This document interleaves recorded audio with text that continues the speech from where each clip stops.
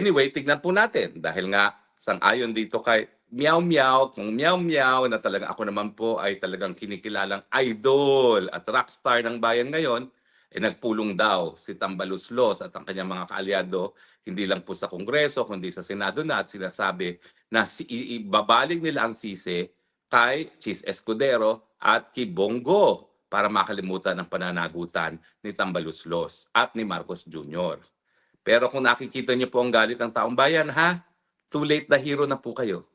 Alam na ng taong bayan kung ano nangyari. Alam na ng taong bayan na kayo nanlapa sa pantaunang budget.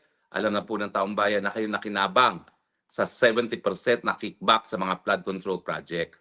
Hindi na po makakaiwas sa sisi si Martin Romualdez, Zaldico at Marcos Jr. dahil galit na po ang taong bayan. Bilang na po mga araw nyo.